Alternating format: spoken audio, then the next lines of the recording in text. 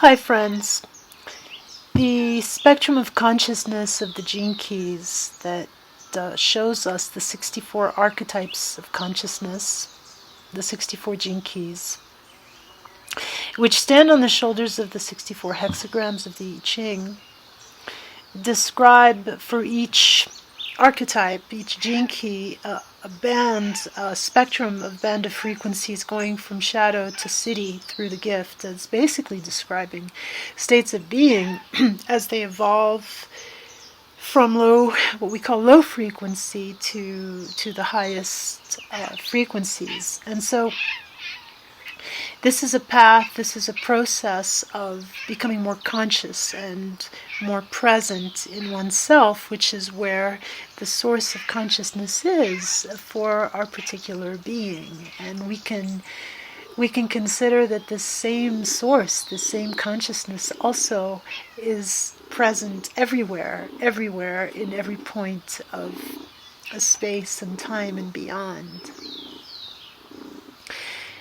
This is also called Indra's net. This mysterious, infinite, multidimensional field. It's also the field that Rumi described, where he would meet us beyond the knowing of right and wrong. It's the unified field, and this is our base.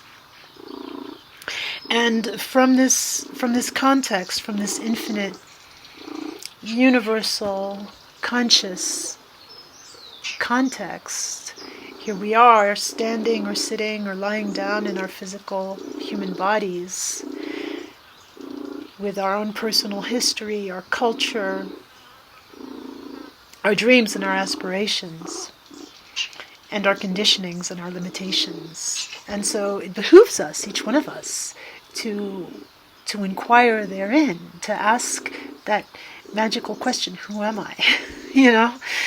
And so this magical question, this beautiful attention that we hold and that we direct to the essence of what is and of what we are, is basically the heart of what I'm calling the I Am process, which is an invitation, a very simple invitation of embodiment here and now, that stands as well on the shoulders of such wisdom streams as the Tao, the Tao Te Ching and Tai Chi, and this notion of central equilibrium, which we can feel immediately as we connect our head top to our lower dantian, our lower belly, our coccyx, our last root chakra, and as well to the soles of our feet, again, regardless of the position that we're in. And that doing so invites us to breathe deeply.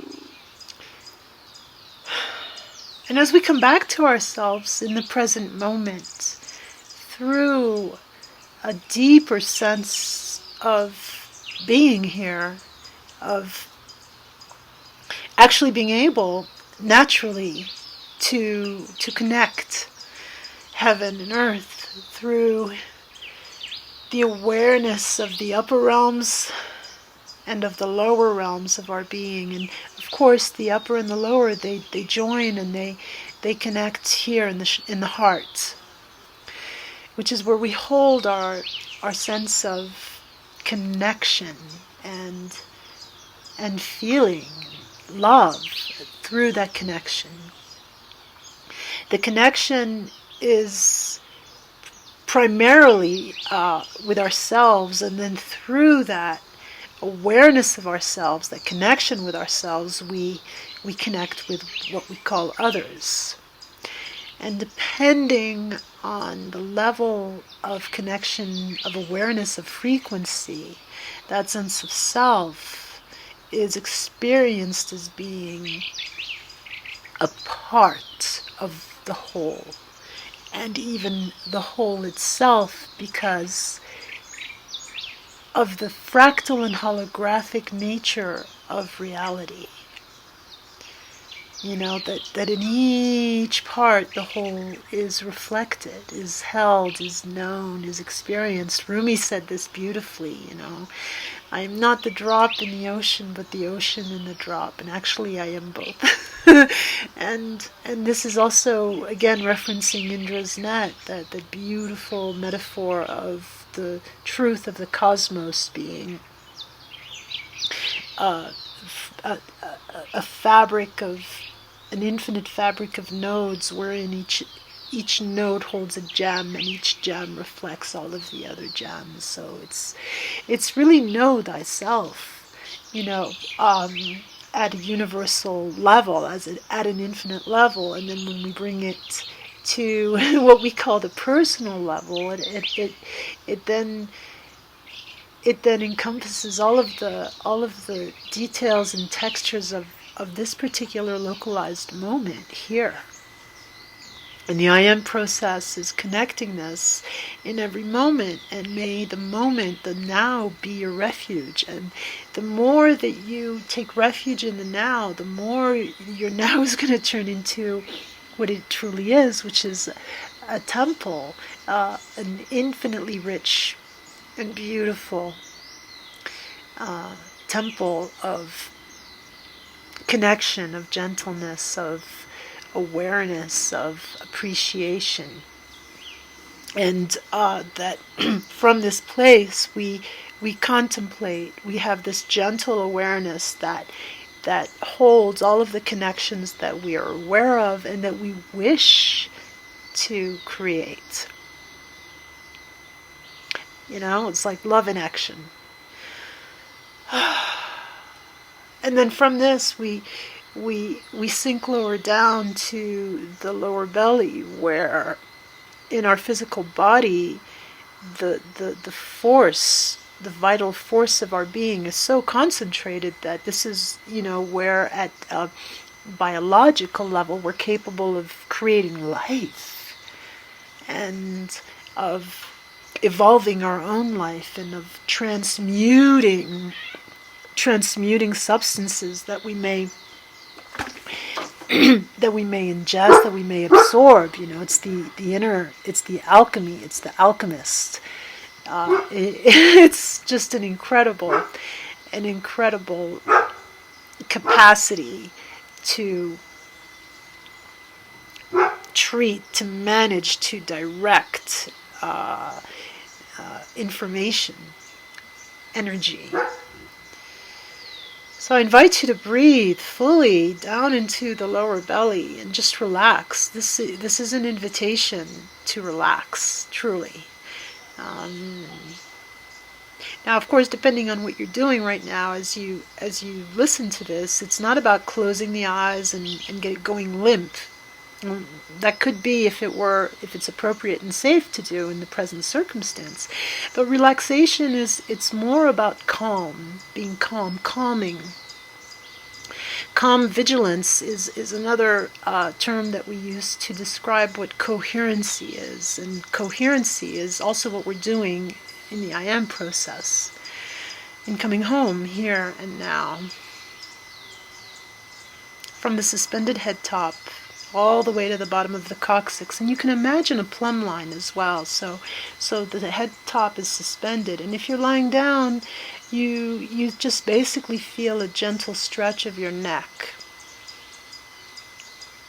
which also frees and liberates the capacity to swallow, and to smile.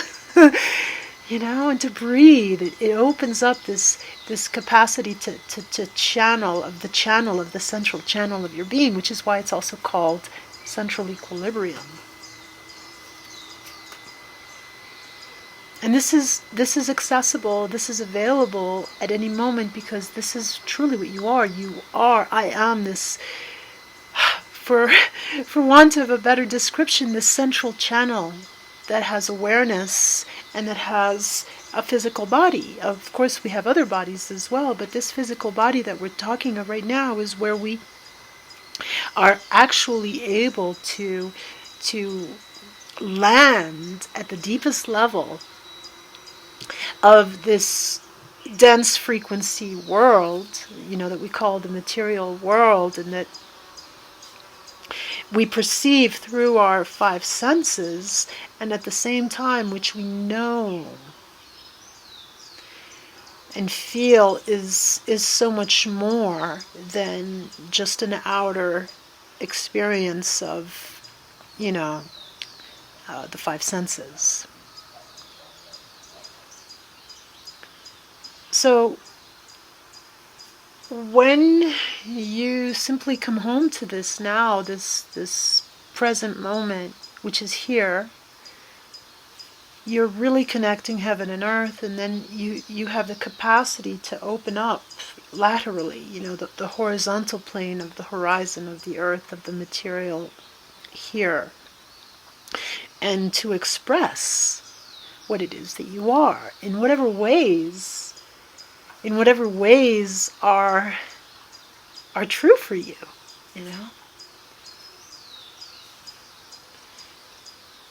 It's so simple. We don't need to go through a complicated process to become ourselves, because we already are ourselves.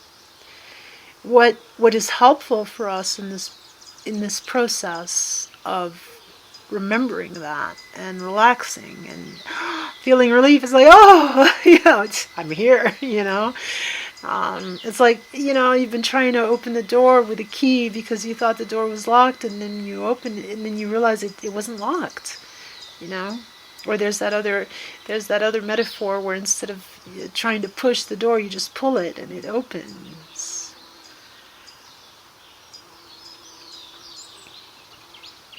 And when it does so, it's always now. It's never then. It's always now.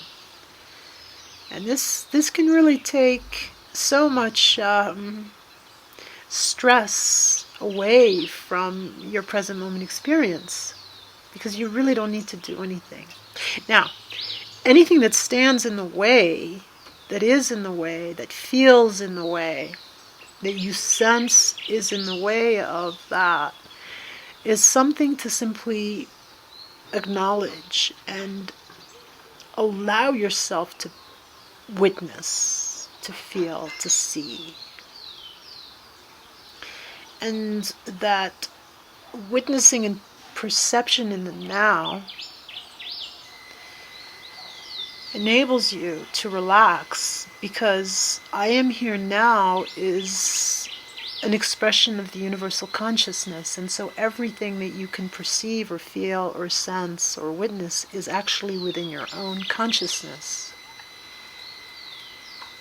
which is so much more than, the small identified relative ego, personality, name, rank, serial number, gender, nationality, culture,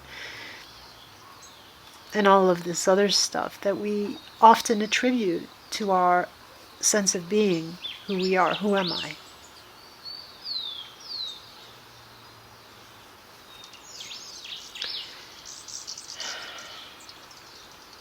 And therefore, in the present moment, here, now, in the I am process, through this channel, anything that is felt that doesn't go in the direction of coherency, that resists or that contracts, when a surrendering and a relaxing is in order, can be recognized as something that is no longer useful. Maybe it was useful at some point in a past now, and in the present now it no longer is. And you don't need to do anything more than simply realize that. Your own presence is the light that dissolves all shadows. It's that simple. And through this natural organic process, which reconnects us to the joy and the wonder, the magic of our existence here. It's like, whoa, what an incredible world we have landed in. Well,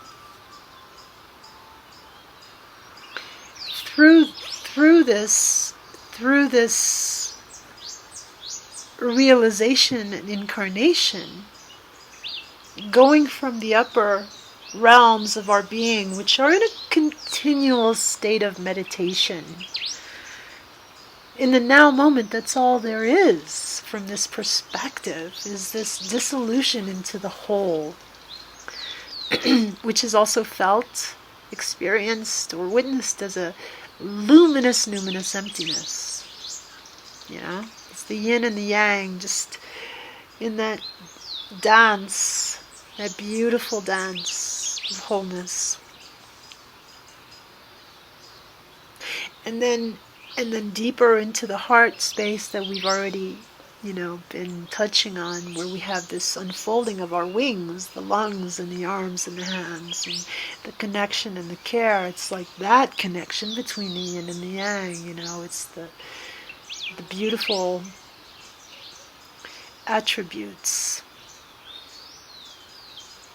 of our being here with ourselves. Yeah. And then in the lower realms of our lower bellies and our coccyx and our legs and our feet, this is the groundedness and the concentration of matter of the deepest densities. And from this place, from this central channel, we can now consider the most magnificent 63rd gene key,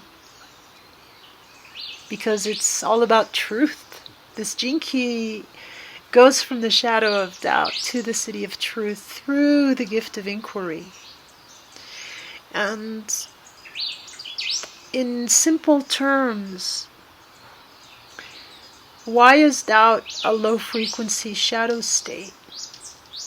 Well, think of it as that the ripples on the surface of the lake that prevent you from seeing more clearly the fullness of the lake. You don't know how deep it is, right? You don't know what's under the surface of the water. And because of the ripples, it doesn't reflect the light. So it's basically bringing in a frequency that disrupts your clarity or mind. That's what doubt does. It basically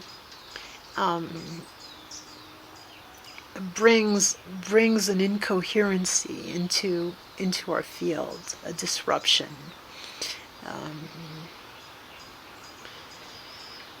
a tumult.